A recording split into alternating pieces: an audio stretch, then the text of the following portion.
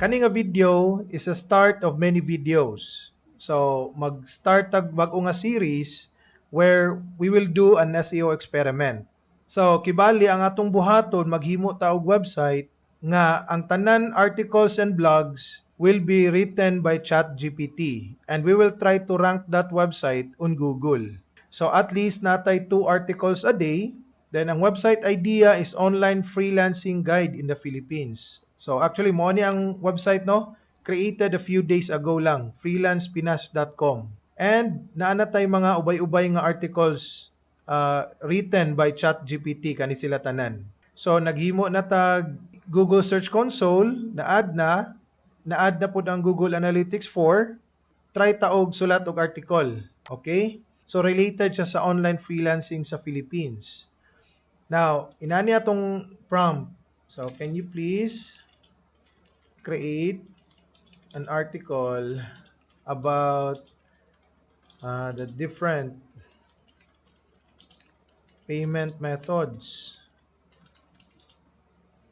for online freelancers in the Philippines. Okay. Tanaw na to unsay isulat niya.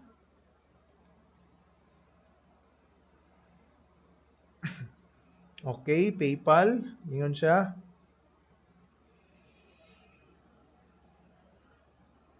Bank transfer, okay. Payoneer, Skrill, pwede. Wala ta. Gawnahon na pa si ChatGPT.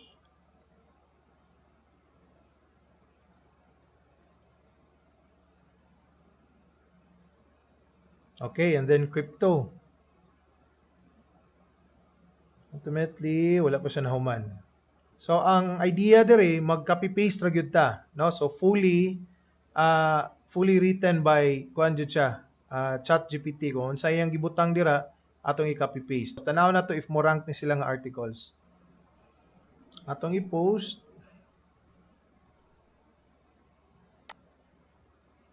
And ato lang dyan yung kopyahon. Maski diri lang tama, no? Is a more suitable payment method.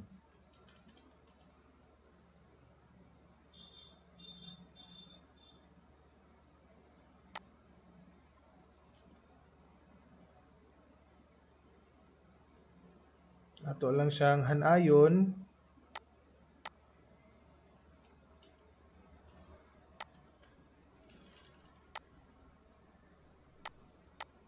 Delete na itong introduction. PayPal. Transfer.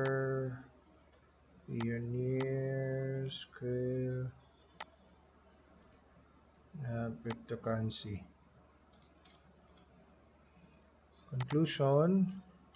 Okay. Naay correction. Various. Ito pa. Okay. Okay. Post dire. Sulod siya dire. Freelance Philippines salary. Mag-add tag bag-o. Freelancing. Lagi payment method. Musulod na sa salary, no? Kana lang. Dayon dire. Online freelancing. Payment method. Philippines. Natay PayPal. Bank transfer. Ana lang. Okay, publish ta.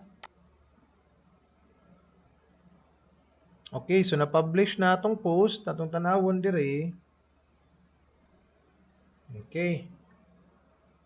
Okay, no? So, nanatay article. So, basically, inana lang ato ang himuon ani nga website. So, every day natay ipang-add nga mga articles, then we'll see if murang, if unsay progress ani niya. So, from time to time, we will give an update through video. So, follow this series if interested.